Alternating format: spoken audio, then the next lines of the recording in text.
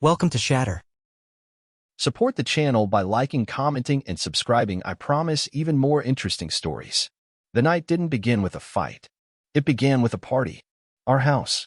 Our friends. Her idea. I stood near the hallway, a glass of whiskey in my hand, watching her. She was glowing, the way she does when there's an audience, talking fast, laughing louder than necessary, hand gestures like punctuation marks. And then I heard it. She said it like a punchline, like it was casual. Honestly, I think I need a break. Just some space. Time to breathe. The room shifted. One of her friends laughed awkwardly. Another raised her eyebrows like she hadn't been warned. Someone changed the subject. I didn't move. I didn't say a word. I just nodded, once. And I left the room. Not the house. Just the conversation. Because there are moments when silence is louder than rage. And that was one of them. She didn't look for me. Not that night. Not after the last guest left. She came to bed after midnight, the smell of wine and perfume lingering behind her. Didn't say a word. Didn't ask why I wasn't next to her. That was when I realized something no man ever wants to admit. She didn't expect me to react. Because I never really had. I'd fixed broken things before they cracked. Covered her moods with patience. Let sarcasm slide. Let disinterest pass as exhaustion. I gave her space before she ever asked for it. And now, she wanted more. A break. From what? From me? From us? From the life she said she built with her eyes open? She said she needed to breathe. But I was the one holding my breath now. I lay awake that night, staring at the ceiling in the dark, thinking one thing. I could start a fight. Demand answers. Plead for clarity. But I didn't. Because silence isn't weakness. Sometimes it's a statement. And mine was simple. If she needed space, she could have it. But she wouldn't get to control what I did with mine. You don't see the fall when you're inside the slide. It's only afterward, when the air is still and the noise dies, that you realize how far you've dropped. We weren't always like this. There was a time she looked at me like I was the answer. 8 years. No kids. Shared mortgage. Business in both our names. On paper, stable. Solid. Even admirable. But people don't fall out of love all at once. They just stop showing up. A little less each day. At first, it was subtle. She came home later.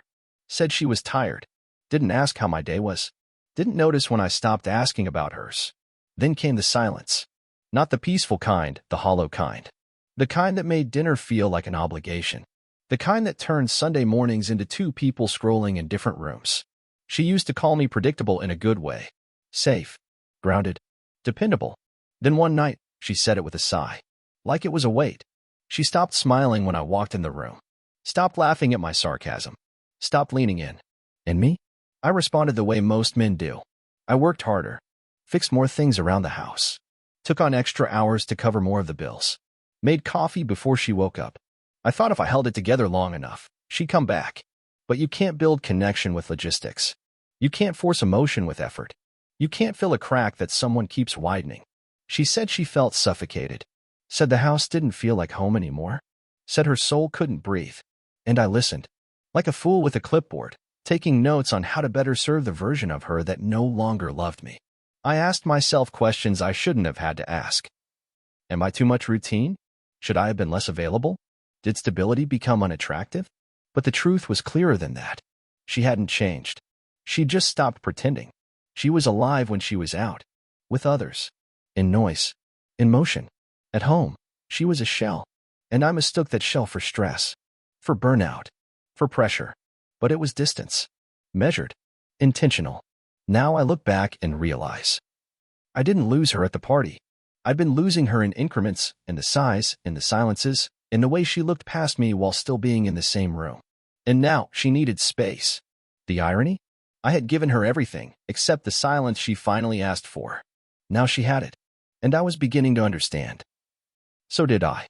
The first morning without her didn't feel like freedom. It felt like forgetting something important. Like locking the door and wondering what you left behind. The bed was cold, but not uncomfortable. Just quiet. I got up early. Made coffee like I always do, 2 mugs out of habit, then put one back. The silence wasn't peaceful. It echoed. No sound of her hairdryer in the bathroom. No clinking of jewelry on the dresser. Just the soft hum of the fridge and the ticking of a clock that had always been too loud, but never noticed until now. I moved around the house like a guest in my own space. Not sad. Not relieved. just watchful. I opened windows, let in the cold air, sat on the couch and stared at the empty chair across from me. She'd usually be curled up there with her laptop, half listening to me talk about my day, nodding, but eyes on the screen. Now the chair was just furniture, and I didn't say anything, because there was no one left to hear it. I packed my own lunch, wrote a to-do list, answered emails at the table, but nothing felt rooted. Everything felt like I was auditioning for a role I hadn't prepared for, the man who stays when she walks out. People think space is liberating. That time alone brings clarity. But in reality, it just removes distractions. And when the distractions are gone, you're left with what you built or what you failed to. This wasn't about abandonment. It was about realization that we'd become two people living beside each other, but not with each other. Two calendars, two sets of headphones, two different concepts of what home meant. Now I was living in the version of the house that only one of us actually maintained. Bills paid, food stocked, routine intact. Except the warmth was gone. Or maybe, more accurately, it had been gone for a while. And now I was finally feeling the full chill of it.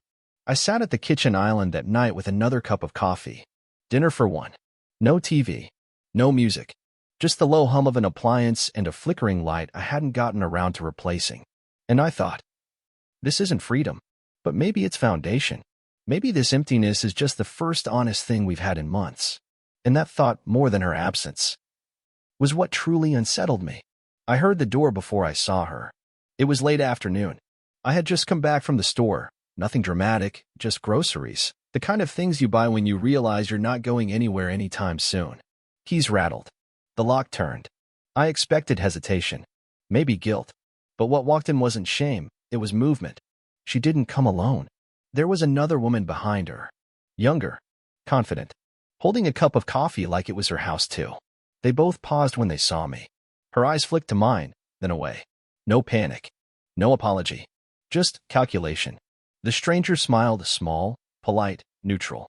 And I felt something strange, not rage, not jealousy. Just cold. A still, clinical cold. I didn't ask who she was. I didn't ask why. Because if someone walks into your kitchen like they belong there, it's already too late for questions. She introduced her casually. Said she was staying for a few days. A friend. Her sister in spirit. Someone who needed a place for a while. I nodded. Didn't speak. Went back to unloading bags. Inside, everything twisted. But on the surface, stillness. Because if she wanted space, this was it. A woman in my kitchen, my home, sipping coffee from our mugs, filling silence with chatter that didn't belong to our story.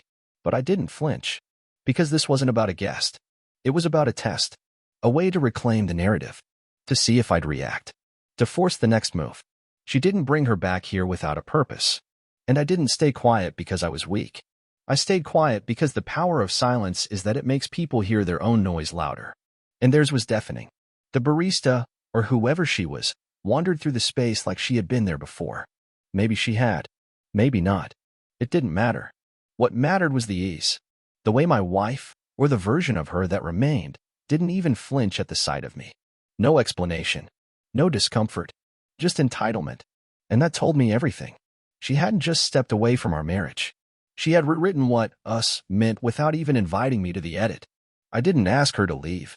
I didn't storm out. I opened the fridge, poured myself a drink, and thought, quietly, I've seen enough. Now I want to know why. Not for her. Not for closure. For clarity. Because if someone's going to replace you, you at least deserve to know what version of yourself they were so desperate to escape.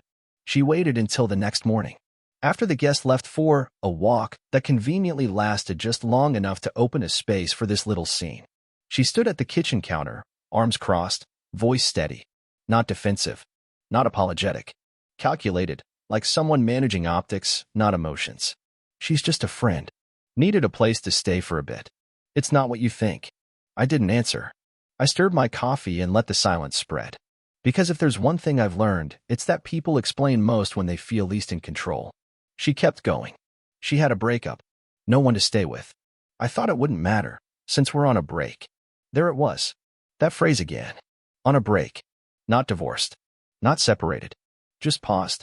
Just enough room for plausible deniability, but not enough for respect.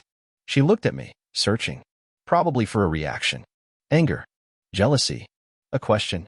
But all I had was distance. Because by then, I wasn't waiting for the truth. I already had it. It didn't matter who the woman was.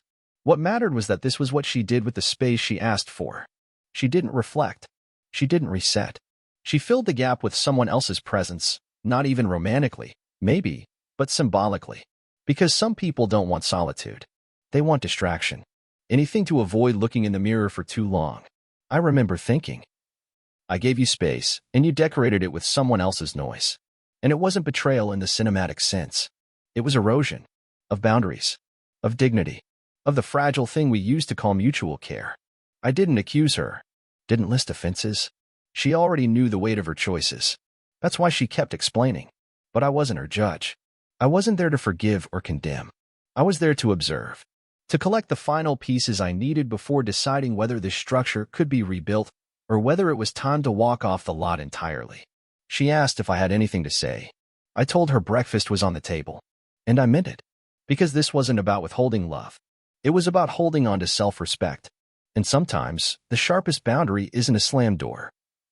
It's the quiet certainty that you're no longer interested in convincing someone to care. The next few days were full of careful silences. We didn't fight. That would have meant we still cared enough to clash. Instead, we operated like co-tenants, polite, composed, and just distant enough to avoid real contact. But tension doesn't need raised voices to be loud. It lives in the small things. The movements. The timing. She'd step into the kitchen just after I left it. I'd come back from errands and find her in the exact room I'd planned to use. Like we were orbiting the same space, but in different time zones. One morning, I said, "Good morning." Clear. Neutral. Intentionally audible. She paused, turned, eyes searching, then mumbled. "Morning." Not cheerful. Not bitter. Just startled. Like the civility was unexpected. She poured her coffee in silence. The mug she chose wasn't hers. It was mine. The one I always used on Mondays. I said nothing. Watched her carry it to the window, sip it like nothing had changed. But that was the thing. Everything had. And she could feel it. This wasn't punishment. This was presence, stripped of performance. I wasn't angry. I wasn't acting. I just was. And that's what unnerved her. Because before, I reacted. I asked. I soothed. I explained. Now I offered her nothing. No tension to pull against. No guilt to deflect. That night, I caught her watching me. I was on the couch, reading emails. She stood in the hallway, half shadowed by the dim kitchen light, arms crossed. She didn't say anything. Just stood there. Maybe trying to find the man she once knew behind the new silence she couldn't read. And me? I let her look. Because I wasn't hiding. I was reintroducing myself, not with declarations, but with discipline. I wanted her to see the difference. Between a man who retreats and a man who reorganizes. I thought, she's uncomfortable. But not because I'm different. Because I'm finally consistent with what I feel and not what she expects. That's when I understood. My wall wasn't built to punish her.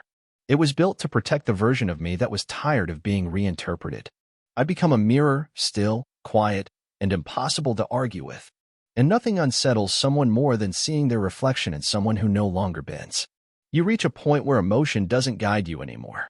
Where instinct steps aside and logic takes the wheel. That's where I was. Not heartbroken. Not hopeful. Just weighing. Every situation has numbers behind it. Even pain. You start doing the math in your head. Mortgage. Shared responsibilities. Separation logistics. And beneath that, the emotional equation. If I stay, what does that rebuild require? How long would it take to trust again? What version of myself would I have to sacrifice to keep the peace? If I leave, what do I lose? Comfort? Familiarity? The illusion of partnership? And most importantly, what do I gain? There's a dangerous clarity that comes with detachment. You stop performing. You stop protecting others from the truth of their own choices. And I had reached that edge. I started drafting two futures in my mind. One where I sell the house, divide assets, file paperwork. Cold, precise, clean. The other, murkier. A second chance. But only if the foundation is raised and rebuilt from zero. No recycled promises. No vague timelines. No, let's just see. I wasn't asking for a miracle. I was asking for accountability. I thought about the years we'd spent together. The good ones, yes, they existed. But also the years where love was replaced by logistics. Where the connection was a task we penciled into our schedule and forgot to show up for. She used to say I was her anchor. Now it felt like she resented the weight. I remember sitting at the dining table that night. No lights, just the low hum from the fridge and the spreadsheet open on my laptop, not of money, but of scenarios. She walked in, paused, and said nothing. Just stood behind me in silence, like she could feel that a decision was being made, and she had no vote. And in a way, she didn't. Because this was no longer about what she wanted. It was about what I could live with. I looked at the numbers, the outcomes, the probabilities, then closed the laptop, and thought, this is no longer about her. This is about the version of me I want to respect in the mirror 5 years from now. And that version wasn't begging for affection. He was choosing his environment. It started with small things. A coffee mug placed quietly next to mine in the morning. An extra plate at dinner, even when I said I wasn't hungry. A question asked not for information, but for attention. Do you want to watch something tonight? Should I grab groceries? You okay? None of it was loud. None of it was urgent. But every move carried a quiet subtext. Notice me. She'd linger a little longer in shared spaces. Fold a blanket I'd left out. Stand at the window next to me, even when there was no view to discuss. I didn't meet her halfway. I didn't reject her either. I just stayed still. Because connection without clarity isn't connection. It's improvisation. And I wasn't going to improvise my self-respect anymore. One evening, she sat beside me on the couch. Not close, not far. In that in-between zone where people test if proximity still means possibility. I didn't move. She let the silence sit, then said, I think I want to fix this. I nodded. Not agreement. Just acknowledgement. She looked at me like she was waiting for the old version of me, the one who rushed to bridge distance, the one who explained her own feelings to her. But that man had gone quiet. That man had listened too long, hoped too long. Now I was observing. Not her words, but her intention. Not her gestures, but her pattern. And the question circling in my mind was simple. Is this a warm reach, or just fear of solitude? Because it's easy to want someone back when the silence grows sharp. When your distractions start drying up. When the house echoes and the one person who used to fold around your edges now just sits there, steady, unreadable. I wasn't angry. I was assessing. She suggested we start fresh. Clean slate. No blame. Just new habits, better communication. And I thought, do you want new habits? Or do you just want the old me to forget? Because I could give her a clean slate.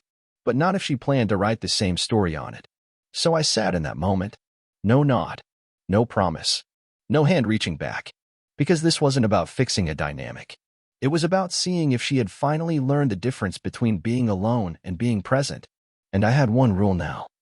If I ever stepped back in, it would be with both feet planted and no parts of me left in compromise. I didn't ask for advice. But sometimes, the truth walks in uninvited. Her father showed up on a Thursday. We weren't close.